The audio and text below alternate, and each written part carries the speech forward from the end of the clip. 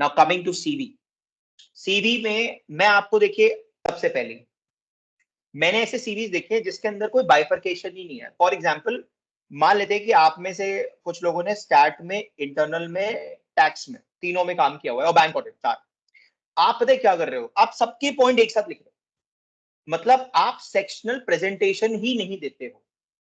आपकी sectional presentation ही नहीं है। अब आप बोलोगे सेक्शनल प्रेजेंटेशन मतलब, सेक्शनल प्रेजेंटेशन का सिंपल सा मतलब है कि स्टैट के पॉइंट स्टैट के नीचे, इंटरनल के पॉइंट इंटरनल के नीचे, बैंक ऑडिट स्पेसिफिकली अदर्स मतलब अलग से लिखी जाएगी, और टैक्सेशन में भी डीटी आईडीटी, फर्दर उसमें भी कंप्लायंस एडवाइजरी लिटिगेशन। चलो ये ऑप्शनल है।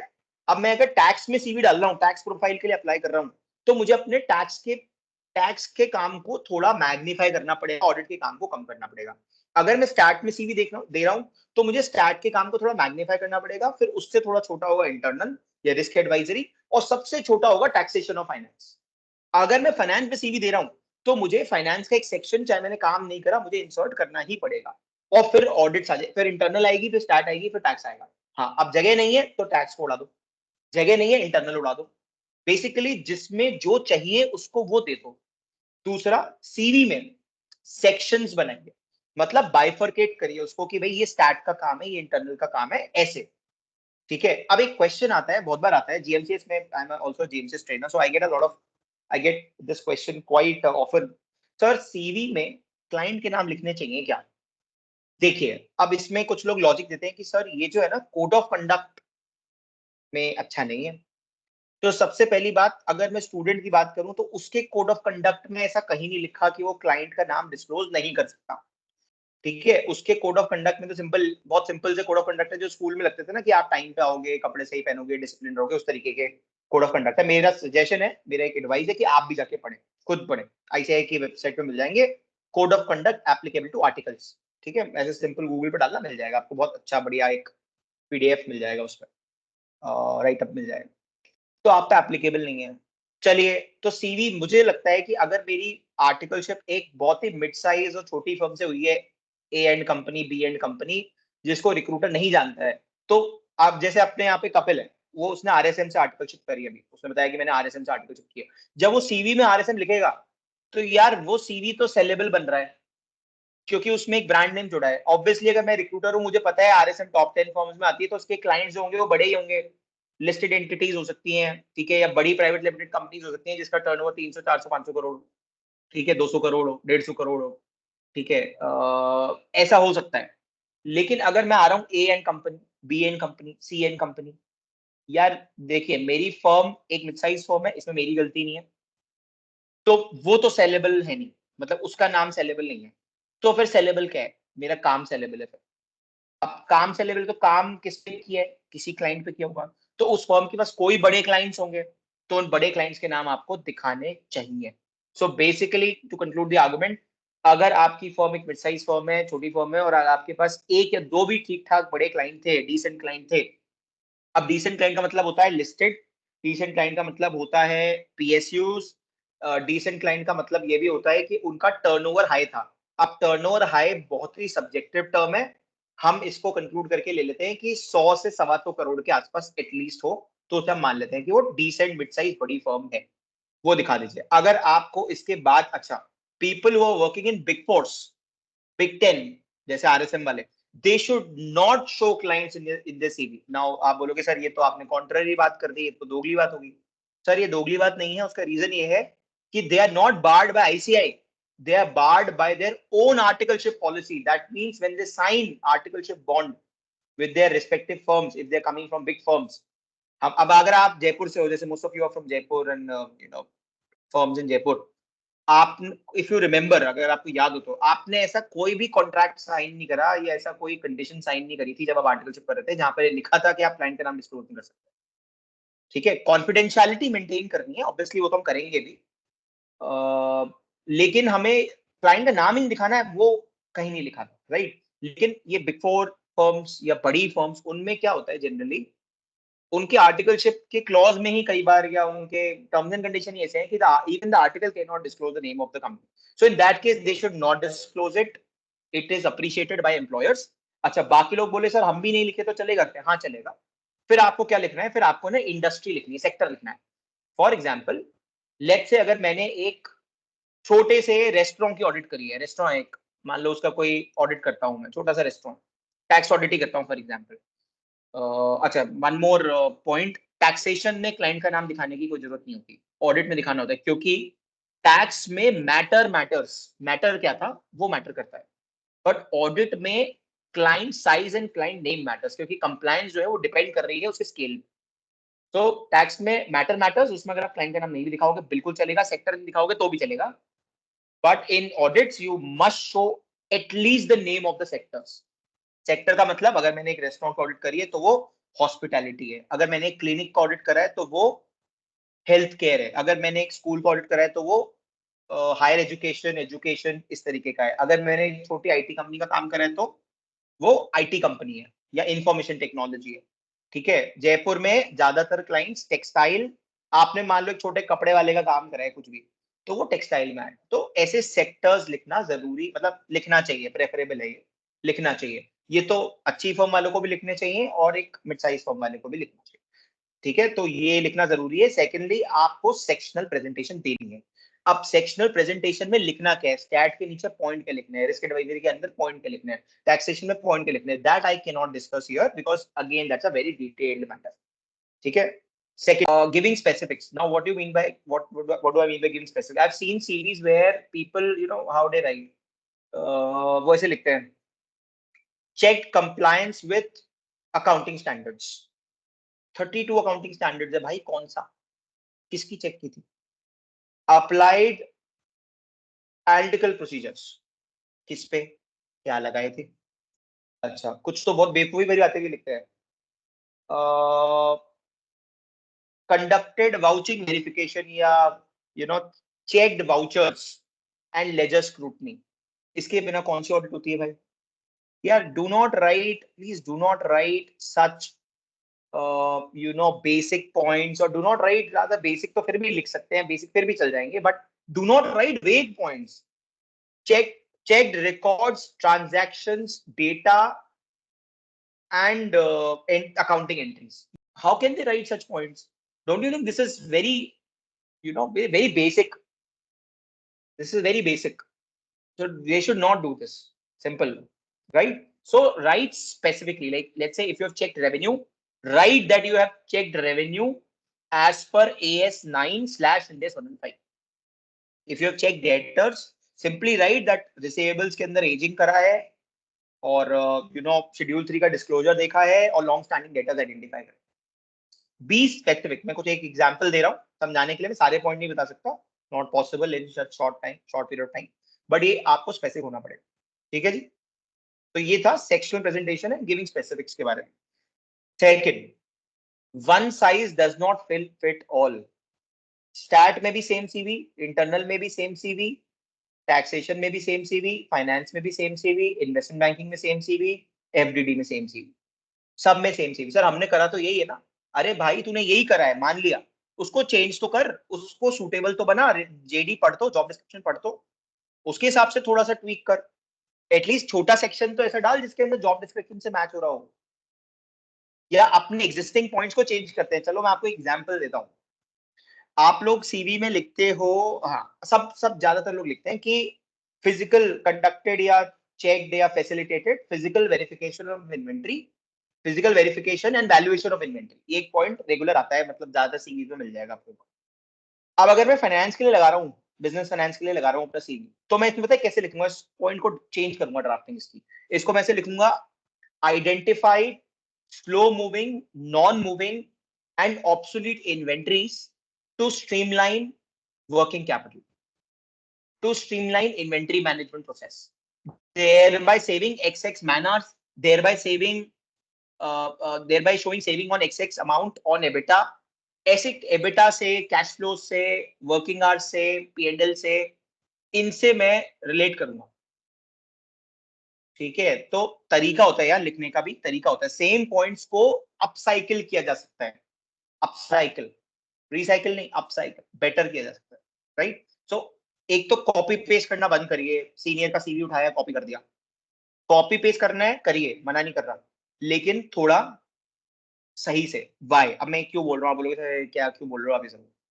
वो आप जब भी इंटरव्यू में जाते हो सबसे पहले वो क्वेश्चन सीवी से उठा के पूछता है। अब सीवी में आपने कुछ लिखा है, अगर उसकी कहानी नहीं है आपके पास, आपको पता नहीं इसको कैसे जस्टिफाई करना है, क्योंकि वो तो किसी और ने लिखा था, आपने तो कॉपी कर लिया। अब आपने कॉपी कर लिया, आपको कहानी तो आती ही नहीं है बतानी, आप अटक जाओगे। अगर आपका सीवी क्लियर नहीं है ना, और उसको कहीं भी लग गया कि सीवी में कुछ फॉल्सिफाई किया हुआ है, कुछ फेक लिखा हुआ है, या फिर कुछ जस्टिफाई नहीं कर पाए आप, फेक तो लिखना ही पड़ता है, मतलब there is no doubt about it. मैं मतलब सीधा बोल रहा हूँ आपको ये चीज कि लिखना पड़ता है, थोड़ा बहुत उसको ट्वीक करना पड़ता है सीवी, पर उसके पीछे फिर कहानी बनाई जाती है, केसेस बनाए जाते हैं, या फिर जिसका कॉपी कर रहे हैं इसमें पूछा जाता है कि इसमें करा क्या था, कुछ ऑब्जर्वेशन निकली क्या, वो फिर पहचान समझी जाती है। ऐसे नहीं होता कि सिर्फ कॉपी पेस्ट करें। सो एक ही सीवी सारी प्रोफाइल में नहीं जाता, इसका ये मतलब था। दूसरा, कॉपी पेस्ट नहीं करते, और अगर किसी से इंस्पायर होकर कोई लिखा है तो आपको फिर उसकी केस पता होना चाहिए। ठीक है, अब आप बोलो सर सिंपल सिंपल बना देते हैं हम, तो आपने डरा दिया सर, सिंपल बना देते हैं हम तो। सर सिंपल बनाओगे तो फिर फर्स्ट वाले सेक्शन में अटक जाओगे कि स्पेसिफिक्स नहीं है, सेक्शनल प्रेजेंटेशन नहीं है, सीवी में पॉइंट ही नहीं है, तो शॉर्ट लिस्टिंग नहीं हो। तो बेसिकली तरीका यही है कि सीवी अच्छा होना चाहिए और उसकी कहानी प्रिपेयर होनी चाहिए, इसका मोटा मतलब ये था। Third point, I have seen CVs, मतलब मैं क्या, आई एम एमबीए वालों को भी पढ़ाता हूँ, उनके सीरीज भी देखे हैं मैंने। और सीएस को तो ऑब्वियसली मैं खुद सीए हूँ, तो वो तो मेरा मेजर सेगमेंट है, और ब्रेड एंड बटर ही मेरा सीए है।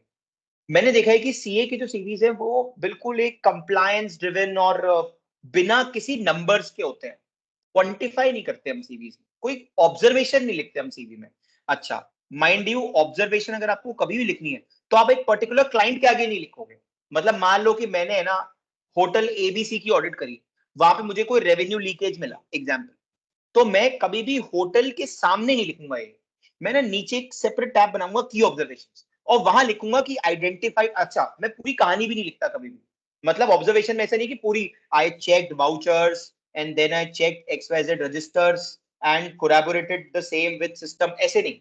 सिंपल लिखेंगे identified anomalies in revenue recognition या फिर identified deficiencies in revenue recognition and reported revenue leakage of XX lakhs crores whatever it is। इससे क्या होता है, जब आप इंफॉर्मेशन उतनी देते हो जिससे एम्प्लॉयर के अंदर एक क्यूरियोसिटी है कि वो पूछे, वो आपसे पूछेगा okay how did you do it, what did you find, what was your procedure. And देखो देखो इंटरव्यूअर के पास आपके लिए 50 मिनट है, 35 to 50 मिनट्स है। ये आप पे कि आप उसको कैसे घुमाते हो, ये आप पे कि आप उसको कैसे अपने एक्सपीरियंसेस के थ्रू इंटरव्यू गाइड करते हो। इंटरव्यू का स्टेयरिंग हमेशा कैंडिडेट के हाथ में होता है, पर कैंडिडेट बहुत बार इंटरव्यूअर के हाथ में दे देता है, and then they go for a roller coaster ride. It is up to you how you present yourself, आप उसको समझाओ कैसे। तो कभी भी क्लाइंट के सामने ऑब्जर्वेशन नहीं लिखनी, नंबर वन, अलग से लिखनी है। नंबर टू, सीवी में क्वांटिफिकेशन करना है, मतलब नंबर लिखना है। नंबर कैसे लिखेंगे, जैसे रेवेन्यू लीकेज था अभी बताया आपको, तो उसके आगे नंबर लिखिए। सेकंड, और क्वांटिफिकेशन कैसे कर सकते हैं, बहुत सारे तरीके हैं करने के क्वांटिफिकेशन को। जैसे आपने लिखा, आप एक कॉमन पॉइंट भी लिख सकते हो, ये मैं चलो दे देता हूँ आपको एक पॉइंट। हैंडल्ड या सर्व्ड क्लाइंट्स, 7 क्लाइंट्स या 8 clients cutting across 5 sectors, that is या विज VIZIE कुछ भी लिख दो, telecom, FMCG, hospitality, education, health care, clocking a overall turnover of XX crores, let's say 500 crores, 600 crores, Jaipur में है तो छोटा ही लिखना पड़ता है। Whereby my major learnings were start audit, risk consulting, tax advisory and financial management. अब इसमें देखिए क्वांटिफाई कहाँ है, 5-7 क्लाइंट्स ये क्वांटिफाई कर दिया, 5 सेक्टर्स ये क्वांटिफाई कर दिया, clocking a overall turnover of XX crore ये क्वांटिफाई कर दिया। ठीक है, तो क्वांटिफिकेशन कोशिश करिए, जिन भी पॉइंट्स पे क्वांटिफिकेशन कर सकते हैं सब में मत करिए, इसको ऐसे फोर्सफुली मत क्वांटिफाई करिए, कोशिश करिए कि जिनमें हो सकता है, जैसे आप डेटर के पॉइंट हो गए, रेवेन्यू के पॉइंट हो गए, इन्वेंट्री के पॉइंट हो गए, कोई ऑब्जर्वेशन हो गई, इनको आप क्वांटिफाई कर सकते हो, बिल्कुल क्वांटिफाई कर सकते हो। ठीक है, जैसे चेक या फिर चेक्ड या आइडेंटिफाइड या फिर reported on receivables, handled receivables management, XX percentage of total assets, debtors equals to XX% of total assets, and identified long standing debtors and initiated follow procedures। Example दे रहा हूँ आपको, कुछ कुछ एग्जाम्पल देने की कोशिश कर रहा हूँ, ऐसे क्वांटिफाई भी करिए, जितना क्वांटिफाई कर सकते हैं उतना क्वांटिफाई करिए। एक एग्जाम्पल मैंने भी लिखा है, जैसे आप लोगों ने एग्जांपल एक और लेते हैं, चलो छोटा सा, फिर आगे बढ़ेंगे नेक्स्ट पॉइंट पे। आप लोगों ने देखा होगा कि आपने जीएसटी का काम करा, आपने कोई सेक्शन मतलब 16(2) प्रोवाइजो की या फिर 17(5) की कोई ऑब्जर्वेशन निकाल ली, 180 डेज में पेमेंट नहीं था, या फिर कोई ब्लॉक क्रेडिट से क्रेडिट ले रखा है, पर्सनल खर्चे ले रखे हैं, डायरेक्टर ने गाड़ी खरीदी, उसको उसका उस पे जो जीएसटी वगैरह ले लिया, बुक्स में बहुत कॉमन चीज है। तो उसको अगर मैं टैक्स का सीवी बना रहा हूँ तो सिंपल लिखूंगा कि aided the client in identifying anomalies under section 16(2) and 17(5) on account of ITC blockage and claimants। But अगर मैं यही फाइनेंस का सीवी बना रहा हूँ तो इसी पॉइंट को मैं अपसाइकिल करूंगा, इसको मैं लिखूंगा aided the client in staying compliant। And so you have to quantify points. If until you do not quantify points, it will become very difficult to justify it, to make it more analytical rather than compliance driven. The next point is the last point is basically what so most of you, after listening to you and after reading the form that you filled, most of you have either done work in bits and pieces, like some taxation work, little bit of statutory audit work, little bit of bank audit work, this sort of experience you hold. And since all of you hold a very similar sort of experience, how are you going to make yourself different? So what you should do is you should pursue certain skills. Now, by certain skills, what I mean is, number one would be, let's say, financial modeling. अब financial modelling कर ली मैंने, लेकिन financial modelling के projects ही नहीं करे। ठीक है, financial modelling के प्रोजेक्ट्स, फाइनेंशियल मॉडलिंग तो सब कर रहे हैं, जैसे मैंने अब 149 में आपके साथ ये कोर्स करा, ऐसे बहुत सारे लोग हैं जो 99 में, 299 में, 149 में से बहुत सारे कोर्सेज करा रहे हैं। इवन यूट्यूब पे भी there is a free resource available to pursue financial modelling, that I will tell you after this session, मतलब at the end of the session I will tell you that. वो करा मैंने, लेकिन अब मैंने course कर लिया, लेकिन मैंने कभी प्रोजेक्ट ही नहीं डाला। मतलब मैंने जो करा, मेरे को उसको करके अपने गूगल ड्राइव पे डालना है, उस गूगल ड्राइव का लिंक उठा के अपने सीवी में डालना है, हियर आर माय प्रोजेक्ट्स। आप डिफरेंशिएट कैसे करोगे अपने आप को दूसरों से? वो पॉइंट्स के थ्रू करोगे, वो प्रोजेक्ट्स के थ्रू करोगे। रीडिंग एनुअल रिपोर्ट, मतलब it is such a shame that as CA finalist, as CS, मुझे भी नहीं आती थी सीए बनने के बाद, सही बताऊं तो एज अ फाइनलिस्ट नहीं आती थी, बाद में भी नहीं आती थी, अभी कुछ साल पहले जब पढ़ाना चालू किया तब सीखी, क्योंकि मैं अपने क्लास में सिखाता हूँ how to read annual reports, not for investment purpose my friends, mind you, this is not for investment purpose, just to enhance the understanding about the company, their fundamentals, and it is also used in interviews, क्योंकि वो आपसे question पूछता है, why do you want to join this company, तब हम उसको उसके annual report से डेटा कोट करते हैं, तो वहां पे काम आ जाता है, right? So reading annual reports, financial modelling, power BI, power query, इनके प्रोजेक्ट्स करके भी डाले जा सकते हैं, ये आपके सीवी को अलग बनाएंगे थोड़ा सा। ये मिसिंग है मेजरली सीए स्टूडेंट के सीवी में, ये मिसिंग है। और मेरा ज्यादा डीलिंग क्या है कि राजस्थान वालों से ज्यादा होता है, थोड़ा बहुत यूपी और हरियाणा से भी होने लग गया, और कुछ कुछ महाराष्ट्र वालों से भी होने लग गया। ज्यादातर के सीवी में 99% के केस में ये नहीं मिलता है। ठीक है, तो आपको प्रोजेक्ट्स बिल्ड करने हैं। अब प्रोजेक्ट्स बिल्ड करने का बेस्ट टाइम है ये आफ्टर एग्जाम बिफोर रिजल्ट, या आफ्टर एग्जाम बिफोर कैंपस। आप फाइनेंशियल मॉडलिंग परस्यू करिए, वो टीचर एक प्रोजेक्ट कराएगा, वो तो करिए ही, उसको तो अपलोड करिए। एक खुद भी एनुअल रिपोर्ट निकालो जो सिखा रहा है कि यहाँ से डेटा लो, ये चेक करो, खुद बनाओ और उसको अपलोड करो, अपने सीवी में डालो। ठीक है, सो projects are very important, very very important. So if you can put projects, okay, there are multiple websites also जहां पे आपको प्रोजेक्ट्स मिल जाएंगे। I think CFI corporate finance institute पे मिल जाते हैं, कोर्सेरा पे बहुत सारे प्रोजेक्ट्स पड़े हुए हैं, कोर्सेरा पे आप चेक कर सकते हो, there are lot of projects, check out Coursera as well. Now coming to a very basic, जो लोग जनरली जिसको सीवी सेशन बोल के बेचते हैं, उस पे आता हूँ मैं। जनरली उस पर बहुत कम ध्यान देता हूँ, मैं ज्यादा कंटेंट पे ध्यान देता हूँ। टेम्पलेट की बात करते हैं। एक क्वेश्चन आता है 1 पेज या 2 पेज। देखिए, 2 पेज भी चलेंगे अगर आपका एक्सपोजर अच्छा है तो। अगर आपका एक्सपोजर डिटेल्ड है 2 पेज भी चलेंगे, लेकिन आपका एक्सपोजर एक नॉर्मल एक्सपोजर है, ज्यादा लिखने को नहीं है, मिड साइज फर्म से हो, बहुत ज्यादा काम नहीं किया हुआ है, तो 1 पेज इनफ होता है। As fresher we suggest, rather up to 5 years, we suggest that your template should be a 1-pager template. ठीक है, so please keep your template as 1 page. Secondly, please template को कोशिश करके प्रोफेशनल रखिए। By professional I mean, एक तो अगर professional होगा तो वो एटीएस कंप्लायंट भी नहीं होगा। अब एटीएस कंप्लायंट क्या होता है? अगर आपने बहुत डिफरेंट टाइप के बुलेट्स यूज करे, वो एक्सेप्ट नहीं करेगा। आपने कैनवा पे बना दिया, अब बहुत बार क्या होता है कि किसी एक्स सॉफ्टवेयर पे बना हुआ सीवी वाई सॉफ्टवेयर उसकी कोडिंग ही रीड नहीं कर पाता, उसका स्कीमा रीड नहीं कर पाता। तो अगर आपको कोई टेम्पलेट अच्छा लग रहा है ऑनलाइन, तो आप उसको डाउनलोड कर लो और फिर वर्ड में बना लो। मैं ये नहीं कह रहा आप टेम्पलेट्स यूज मत करो, पर आप टेम्पलेट्स अगर यूज करना चाहते हो तो सॉफ्टवेयर की जगह आप डाउनलोड करके वर्ड कन्वर्ट करके ऑनलाइन और उसको फिर बना लो। फोटो डालनी चाहिए क्या? फोटो डाल सकते हैं, लेकिन वो प्रोफेशनल होनी चाहिए, टाई में, शर्ट में। लड़कों को कह रहा हूँ, लड़कियों का भी एटलीस्ट शर्ट और कोट में होनी चाहिए, प्रॉपर प्रोफेशनल फोटो चाहिए। ये स्नैपचैट नहीं है, ये इंस्टाग्राम नहीं है, don't make it Snapchat and Instagram. Now what is this video CV? This is what is video CV.